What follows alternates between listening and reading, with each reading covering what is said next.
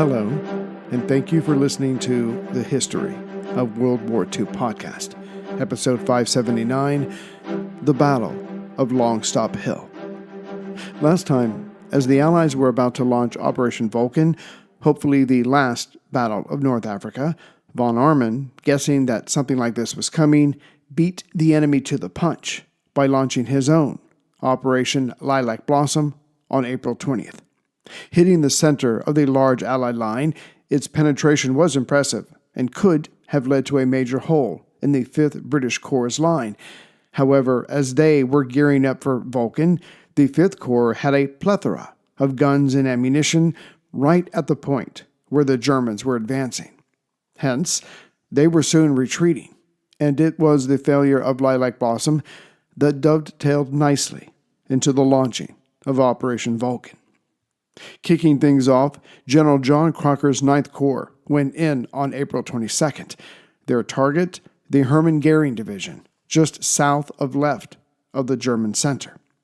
The idea, if this worked, was to have the 46th British Division on Crocker's right go at the Hermann Goering Division, supported by 200 guns, and either create a hole or get the enemy to overcommit. This, in turn, would then allow the 6th British Armored Division to pass through and get in the enemy's rear. But the plan did not work, or rather, did not work well enough. The 46th Infantry went in, engaged the Germans, and then the 6th Armored went in. But by dusk, the British tanks were barely beyond the British infantry. Not the breakthrough hoped for. So the next day, April 23rd, the 1st British Armored Division was added to the thrust. This had the desired result. The British tanks pushed in further and then turned to the north. But as they advanced, the resistance to them grew. The attacking tanks slowed down, and von Arnim used this time, as well as the day gained when the 6th Armored had not been able to break through on the first afternoon. Between the increasingly broken ground and deep wadis, combined with the German panzers now coming at them, the advance of the British tanks came to a halt. But wanting to do more than just halt the British, von Arnim sent in his panzers to destroy the British Sherman tanks. The results were not to his liking. The British now stopped, did lose 3 tanks, but took out at least triple that number of the enemy. One of them being a Tiger tank. 10th Panzer Division was now down to 25 operational tanks. The results allowed General Crocker to rightly claim a 12-mile breach of the enemy's line, but he also had to report that the breaches were now ringed with anti-tank guns. The 1st and 6th Armored had gone as far as they could. Just below this fighting, the French 19th Corps attacked to their northeast, their goal being the town of Pont-du-Faz. Located in the Wadi Malain Valley, there is a river there by that same name that runs through it. But long ago, this area was controlled by the Romans, who had a major settlement here called Thuburbo Magus. Pont-du-Faz translates to Bridge of Faz, named after a significant Roman bridge of the Malain River. Besides here, the French were also advancing on another town, Jebel el Zaghawa, to the east of Pont-du-Faz, so on the Allied right, but they were stopped cold in trying to reach the latter as well. And though the French did not reach this town, they came close, and between that and the advance of the British 9th Corps to the north of them, this would cause von Arnim to order his troops near Pont-du-Faz to pull back, thus shortening their lines. So, an Allied victory of sorts. As touching the French action, like the penetration of the British armor of General Crocker, no, this may not have been a resounding success. However, the enemy now had less territory, less equipment, and fewer tanks. If this thing could happen up and down the line, victory would be forthcoming. Of course, it was von Armin's very job to make sure this did not happen. It may be remembered that in early December of 1942, the Allied troops were forced to back away from the city of Terboba, located due west of Tunis. As Jadida to the northeast of Terboba, thus the next stop for the Allies, could not be taken, and panzers from the Hudel group had attacked from the north. So the Allies retreated through the Terboba Gap to their west, and more than halfway along the road to the town of Mejez el Bab. To the north of the road, in the gap, was the heights of Jebel el Amara, or as the Allies came to call it, the Long Stop. The 2nd Battalion of the Coldstream Guards had launched a night attack there on December 22, 1942, hoping to hold the height, which would make the Axis think twice about traveling down that road below towards Mejez, as the Allies were still looking their wounds and waiting for reinforcements to arrive there. The Coldstream Guards captured the height, or so they thought. With the massif coming under Allied control, the Guards moved out to ready for another assault, and in their place was put the U.S. 18th Regimental Combat Team to gain experience. The Germans saw this change, re-attacked, and retook Jebel el Amara, so the Guards had to come back the next night and take the height again. They did, but when daylight came, they saw before them another height that had been hidden in the darkness, Jebel Rar, just to their east. This too was attacked by the British and taken, but not held. The Germans launched their own attack and retook Rar. As this Axis victory was on Christmas Day, the collective height, which the Allies were calling the Longstop Hill, was dubbed the Christmas Mountain by the Germans. With the Germans holding one of the heights, they kept pressure on the Allies, and eventually the Allies, had to abandon the 2 other peaks. But now it was late April, and Operation Vulcan could not move forward and could not be counted a success if the enemy still held the height. Besides, it would threaten the center of the Allied line. No, it had to be taken. 2 days before Vulcan, on April 20th, the 1st Battalion, East Surrey Regiment, supported by the 48th Royal Tank Regiment, took a hill close to their starting position on Jebel Jaffa, another height. In the process, they managed to capture several panzers. More on that later. On April 22nd, the 38th Irish Infantry Brigade of the 78th Division, which was given this assignment, captured the town of Hideous to the west and northwest of the Long Stop. This was not only considered a good start, but would also keep Mejez safe from German artillery attacks. With the area to the west of Longstop Hill firmly in Allied hands, General Evelegg, commander of the 78th, ordered the 36th Infantry Division, led by Brigadier Bernard Howlett, to take the heights from the southwest. The 36th Brigade was made up of the 6th Battalion, Queen's Own Royal West Kent Regiment, the 5th Buffs or Royal East Kent Regiment, the 8th Argyll and Sutherland Highlanders, and the 1st East Surrey Regiment, supported by the North Irish Horse, who were in Churchill tanks, and more on them later. The plan was straightforward enough. The Royal West Kents and the Buffs, the East Kents, would go in first, while the Argylls would wait, and then once the enemy was pushed out of the line, they, the Argylls, would attack, making for Jebel el Rar, further beyond, relative to the British starting point. If these 2 attacks could be successful, then the Surreys with the North Irish Horse would drive through formerly held enemy territory and make for Terboba. But in their way was the 999th Light African Division, which had had months to prepare mines, layer defenses with anti-tank guns, mortars, and dug-in machine gun nests. The various Allied infantry units mentioned spent the day of April 22nd using the undulating ground, i.e. the gullies and depressions, to crawl and get closer to the German line. At 8 p.m., April 22nd, 400 Allied artillery pieces commenced firing and would do so all night long, softening up the enemy's line and defenses further back. At 11:30 a.m., now April 23rd, the Surreys and the Argylls advanced, yet barely. Casualties started straight away due to German machine guns. Various small changes were made, but each time the Argylls, Kents, and Buffs tried to advance, they lost more men than ground gained. Brigadier Howlett realized He was trying to accomplish too much straight out of the gate, so limited the Argylls and Surreys, with the help of the North Irish Horse, to just focusing on Jebel Amara, the western half of the Long Stop.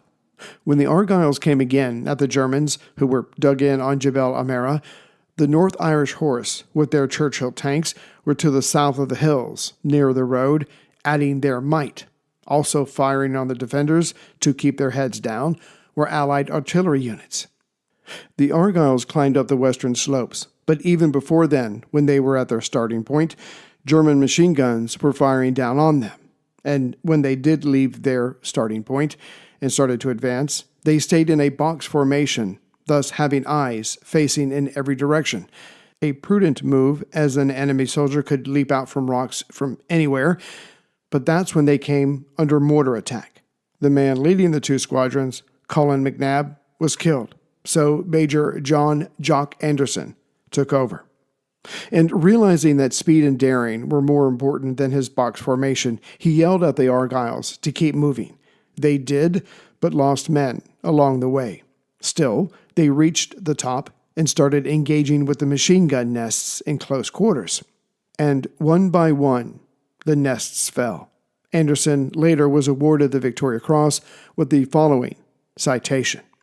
Major Anderson reorganized the battalion, led the assault on the second objective, and despite a leg wound, captured Longstop Hill with a total force of only 4 officers and less than 40 other ranks. He personally led attacks on at least 3 enemy machine gun positions, and in every case was the first man in the enemy gun pits. Thus, by nightfall, the Argylls, but reinforced by the Surreys now, took Jebel Amara, and then held Jebel Amara, along with 200 prisoners. The West Kents moved up, now that it was safe, and made a stab at taking Jebel Rar, using the darkness.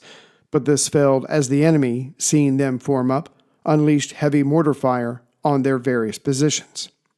On April 24th, it was the Surreys' turn. The 5th Huntingdonshire Battalion, a bicycle unit back in the Great War, backed by a squadron of tanks, was to take Sidi Ahmed, a ridge above or north of Longstop Hill. The thinking was to cut off all avenues of resupply or retreat. At the top of this height was a white mosque, which the Germans had fortified with machine guns and mortars. While the Northamptonshire Regiment men climbed up, the tanks below fired on the mosque. This ended up wounding several Germans. Still, they managed to fire their weapons back, causing casualties for the British. Yet the collapsing mosque was more of a detriment to the Germans than their shells landing amongst British troops. The mosque was taken in a single charge. Sure that an Axis counterattack was coming soon, anti-tank guns and British mortars were brought up to this height, and yet the Germans never returned. Was this a sign of their growing weakness? Only time would tell.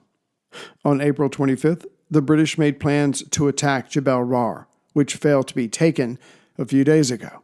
And on the 25th, the tanks, again on the southern slope, kept a watch-out while additional Allied troops joined their brethren on the Jebel Amara. Should the Germans try something clever, like retaking that height, while the British launched their attack against Jebel Rar?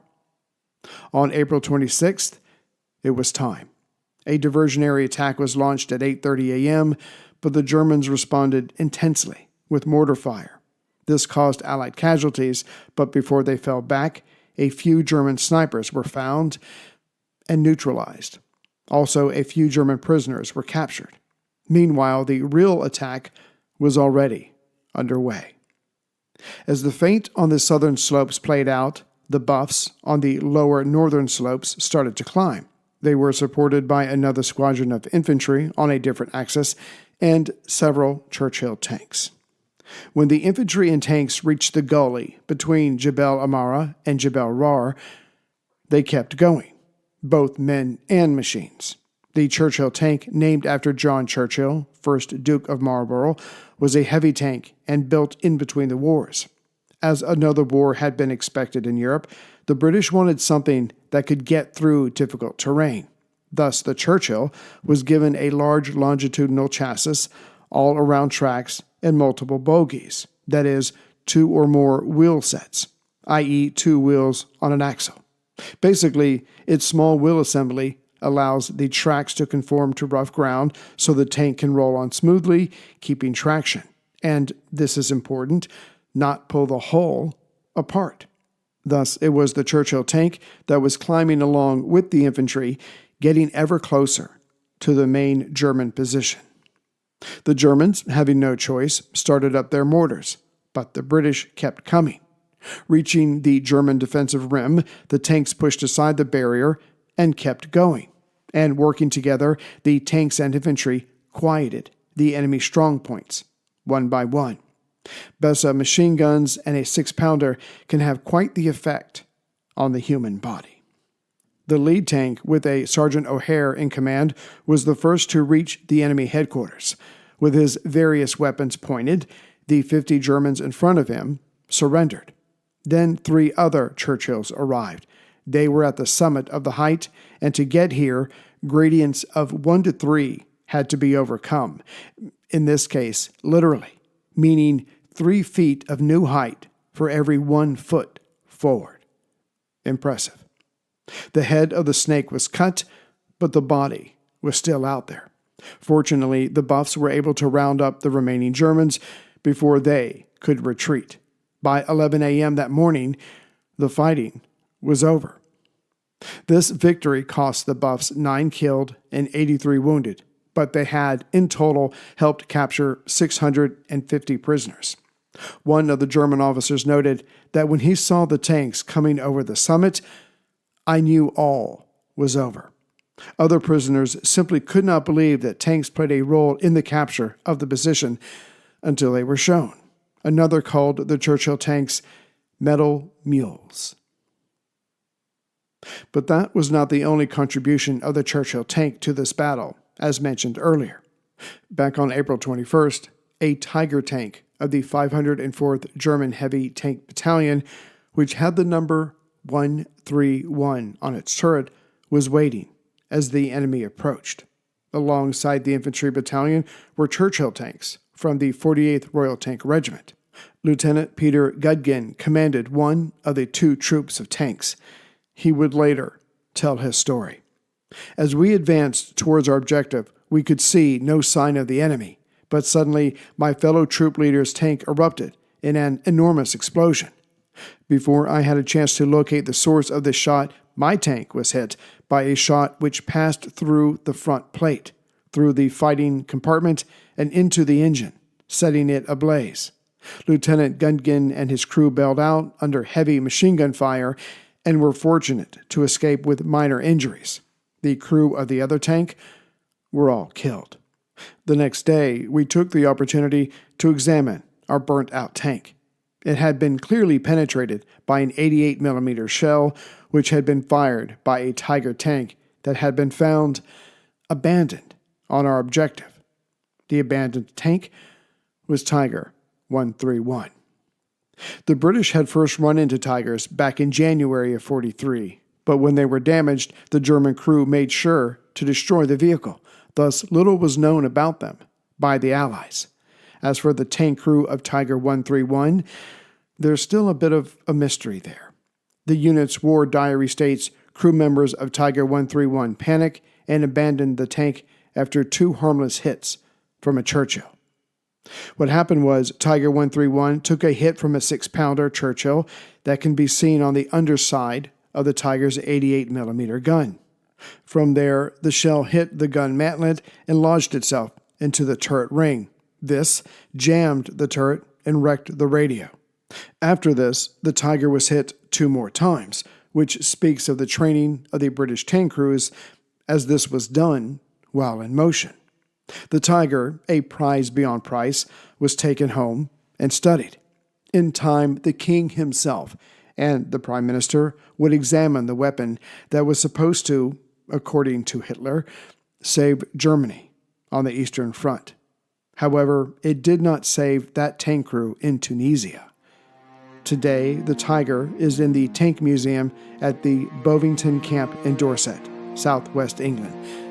It's still on display and operational. Greetings, everyone, from Central Virginia. So finally, the Allies have the Longstop, and that's going to go a long way into, because it's so close to Terboba, and then due east to Tunis. I'm sorry, I'm trying to picture the map in my head. Anyway, so yeah, this was an important thing that had to happen, and those Churchills climbing that steep hill. Again, I can see why the Germans were amazed. Anyway, so as far as my latest members, I would like to thank Jack Walter from New Zealand. Thank you very much, Jack. And this one, it was a little, I had to piece together things, but as far as a donation, I would like to thank very much I'm pretty sure it's a Mr. Cornelius from Wyoming. So if there is a Cornelius in Wyoming and he listens to this podcast, I'm talking to you. So thanks, Mr. C. I appreciate it very much.